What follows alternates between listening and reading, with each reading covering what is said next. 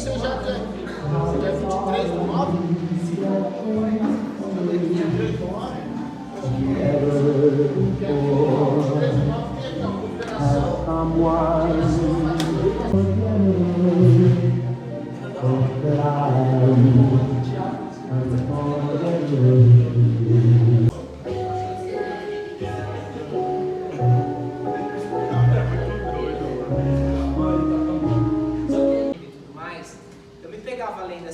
Essa passagem e me perguntava, poxa vida, mas por que isso aconteceu? Não é? Por que esse mal aconteceu na primeira família, né, que existiu na Terra? De uma oferta e da outra não. O que vocês acham? Alguém consegue? Vamos participar comigo, gente. Precisa falar. Quem quer? Pode falar. Eu acredito que não teve a Grupo de jovens.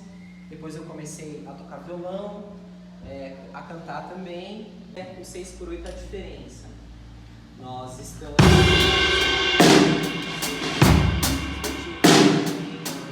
2, 3, 4, 5, 6, 1, 2, 3. As frases estão andando de 3 em 3, ó. 2, 3.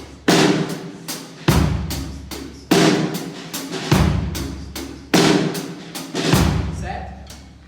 Dei esses dois exemplos aí, todos conhecem essas músicas? Prosódia, já ouviram falar? Prosódia? Quando a gente canta, a prosódia é quando você encaixa a letra nos tempos fortes do compasso. Quando vocês ouvem a música, vocês percebem que a Gabriela está justamente as palavras que têm acentuação são justamente que o arranjo ele é montado com dois temas, tema A e tema B. Todo mundo consegue identificar quando uma música passa, por exemplo, de um verso para outro verso? Sim? Não? Sim? É fácil, né? Simples. Existem músicas, então, que a gente começa a dividi-las. Anjos das músicas cristãs também tomem esse caminho, né? Tomem esse caminho de forma. Então, são músicas que têm duas partes, que se repetem, melodia 1 e melodia 2. Certo? Temos uma outra forma também, que é a ABB, ou seja, você vai ter, isso é mais comum no blues, forma blues, né? ABB, você tem um tema A, vem um tema B, ele se repete, e aí se abre para improvisação e tal. Também não é a nossa realidade dentro da igreja. Eu só trouxe isso só a nível de conhecimento mesmo para vocês. E depois nós temos esse ABC, a história, começar a cantar o poema, né? A maioria das músicas que a gente ouve são poemas ou salmodiadas, né? E a melodia costuma ser uma melodia mais tranquila, o cantor não está forçando muito a tessitura, ele está cantando numa região bem confortável, geralmente ele trabalha com notas mais médias, graves, né? Ele não está colocando aquele brilho da voz aguda, o máximo da voz aguda que ele pode ou ela podem fazer, e a gente considera essa parte como um verso, geralmente, também não é uma regra. Depois, o pré-refrão ou pré-coro. Algumas culturas chamam de pré-refrão, né? Na minha igreja a gente costuma chamar de pré-coro, que é justamente quando o cantor ele entona mais a voz, a dinâmica sobe um pouquinho e a melodia costuma ser um pouco mais aguda do que aquilo que ele tinha apresentado antes na música, né? Ele vai preparar realmente, por isso que o nome é pré-refrão, ele vai preparar essa melodia para que ele consiga chegar no refrão, impostando mais a voz, e o pré-refrão sempre é caracterizado em empurrar a música um pouquinho mais para cima, mas ele não vai dizer tudo ainda que ele precisa dizer, né? A gente precisa entender que arranjo de música, a gente imagina uma escadinha. A gente começa no primeiro degrau, passa para o segundo. Às vezes a música tem 5 degraus, mas você não vai para o quinto na primeira vez. Você volta para o primeiro, sobe mais um, aí você anda mais um, vai para o quarto, volta novamente para o segundo e sobe mais um pouco. Isso é muito interessante de se pensar, principalmente na hora da gente aplicar isso na hora de tocar, porque isso é ser musical. Já chegaram para você, quando era mais novo, né?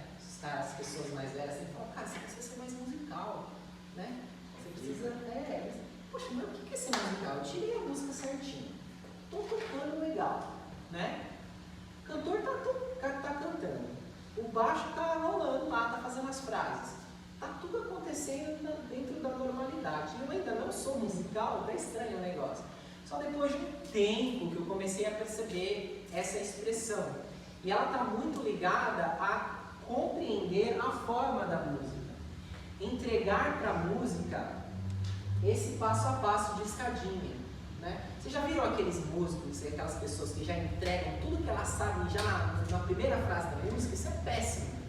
Isso não é ser musical, isso é ser exibido.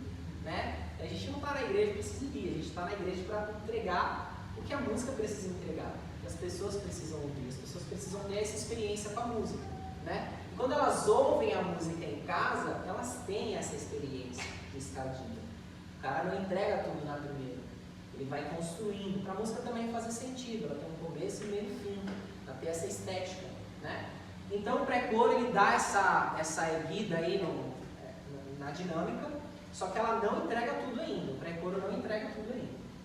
E depois a gente chega geralmente, às vezes ele pode voltar para o verso, às vezes ele faz uma introdução, mas costuma-se colocar esse pré-refrão antes do refrão. O refrão é a parte principal da música, geralmente é onde se tem o tema, o nome da música, às vezes é impresso no refrão, né, com frase. É nessa hora, é no refrão que aí você larga tudo que você precisa largar. Porque é nessa hora que vai marcar a pessoa na hora de ouvir a música. Né? É nessa hora que a pessoa vai ouvir as frases, a linha de baixo mais elaborada, com mais notas, a bateria tocando um pouco mais forte, imprimindo mais notas. Tá? Eu vou dar um exemplo depois tocando. Você vai tocar, não, né? Só eu vou tocar a música Lord da. Não, mas de boa. Depois, olha que interessante, pode voltar, deixa eu ver. Quando a gente passa o refrão, eu não sei se vocês já perceberam, alguns arranjos tem aquilo que a gente chama de ponte. Vocês já ouviram esse termo? Sim? Alguém consegue explicar o que seria a ponte? Tem esse conceito pré-definido na cabeça ou não? Não, sim? Bem, vocês não querem falar, vou deixar eu falar sozinho inteiro, né? Você tem dúvidas? Funciona assim. É importante, para você reconhecer a ponte, é importante você conhecer tudo que já aconteceu na música até então. Ter bem claro nos movimentos, naquilo que a gente chama de motivo rítmico, né? Que é a melodia principal, as melodias principais, principalmente a melodia do refrão, que é a principal, que provavelmente já aconteceu. E isso é muito interessante falar da ponte, porque a ponte ela tem um conceito, às vezes, que não é tão bem interpretado pelas pessoas, na maioria das vezes.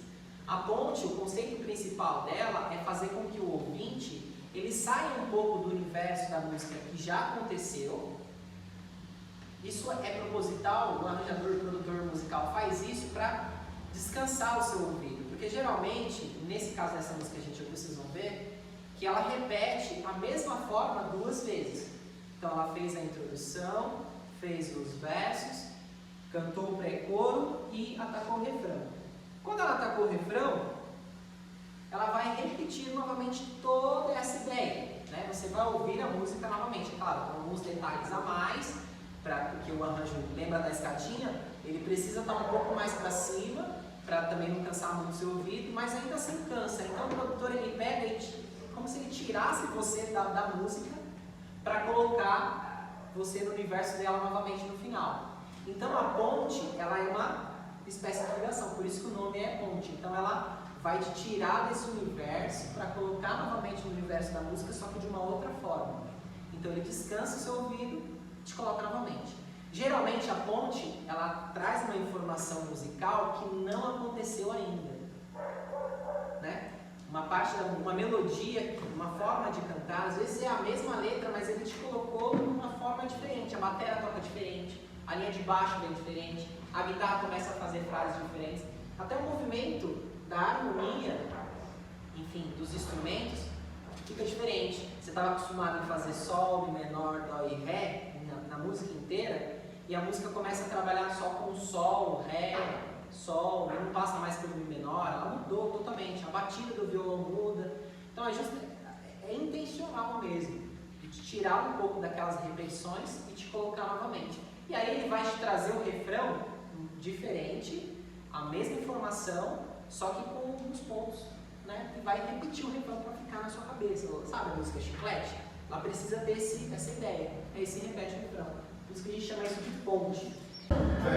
Nos anos 60, né? Mais ou menos, 60, até os instrumentos que eles utilizavam são nessa época.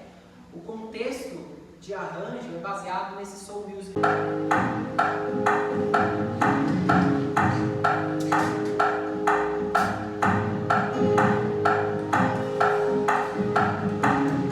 First one.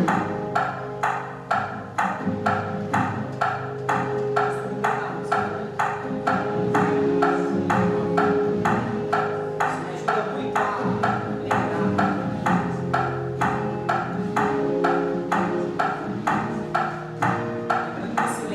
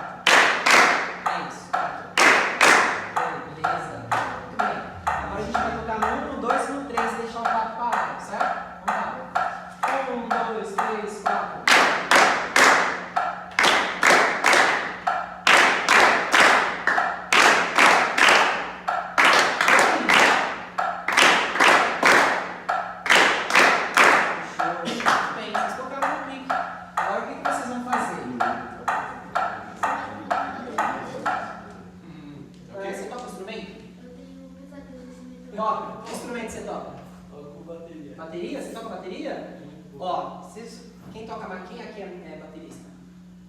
Baterista? Eu não era nada.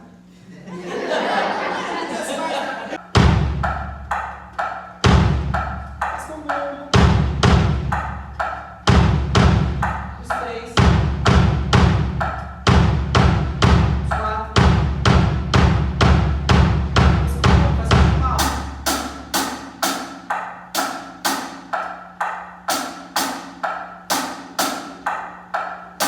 Escolhe um padrão para você repetir, certo?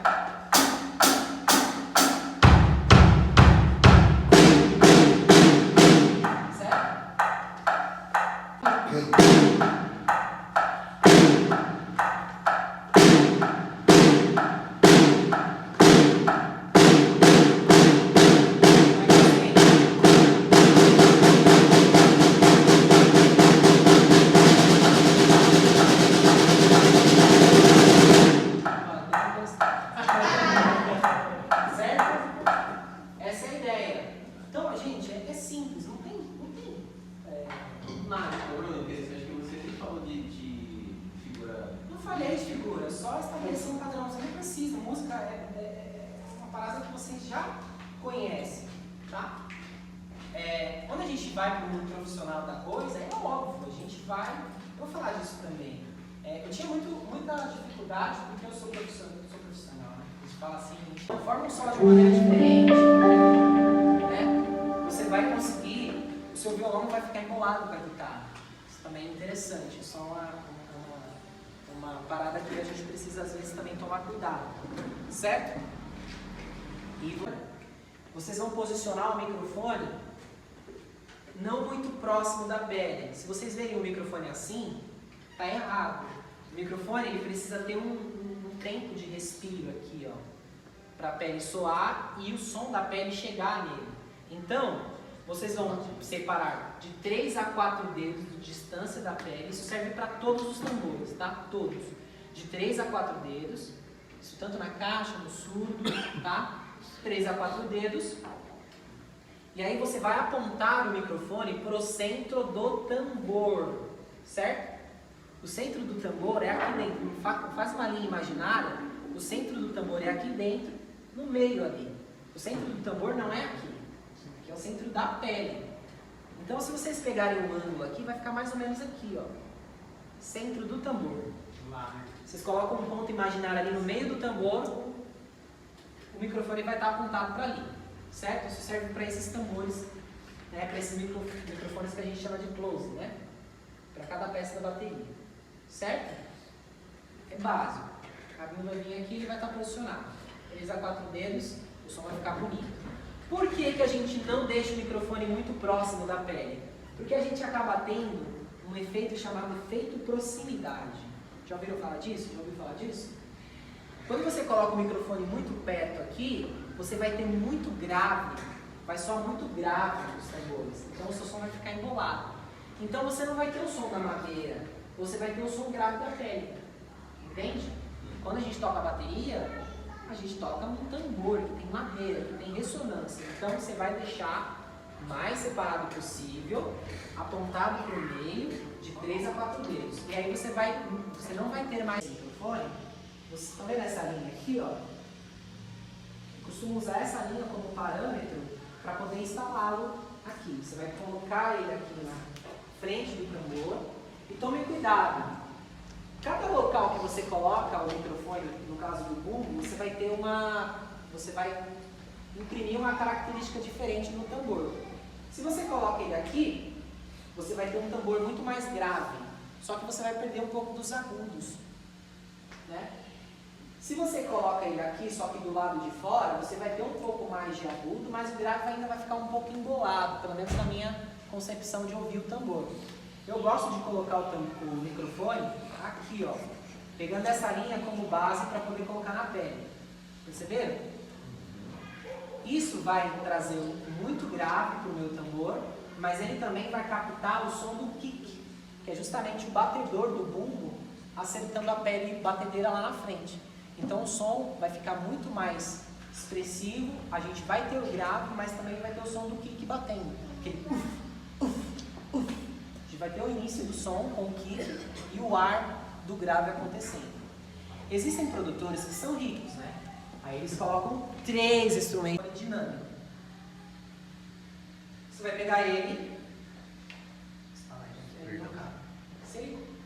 vai dar muito trabalho tirar. Você vai instalar ele aqui no pedestal. Você vai pegar o pedestal, posicionar aqui no centro da bateria. Você vai colocar esse microfone dessa forma aqui, ó, apontado para a caixa. Ó. Por quê? Bateria é caixa, bomba e chimbal. Se você não tiver caixa, bomba e chimbal, você não toca bateria, você está tocando qualquer outra coisa. Você vai posicionar ele mais ou menos aqui, ó, uns 5, um palmo aqui do bumbo. Tenta deixar mais ou menos a mesma distância aqui da caixa. E ele vai pegar limbo, bumbo,